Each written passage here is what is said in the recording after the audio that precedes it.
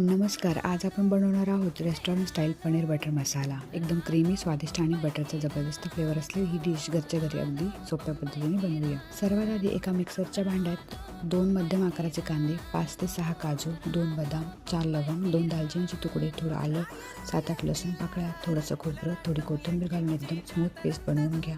नंतर एका कढईत 1 चमचा तेल आणि 1 ते 1.5 चमचा बटर टाका. बटर गरम झालं की तयार केलेली पेस्ट त्यात टाका. नीट परतून घ्या.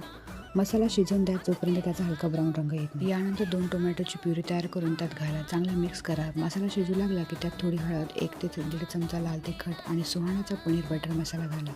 हे अर्ध पाकिट किंवा पूर्णही टाकू शकता आपल्या चवीप्रमाणे. छान परतून घ्या. मसाला नीट शिजू द्या. आता त्यात पनीरचे क्यूब्स टाका. आवश्यकतेनुसार पाणी घाला आणि मिश्रण घट्टसर ठेवा.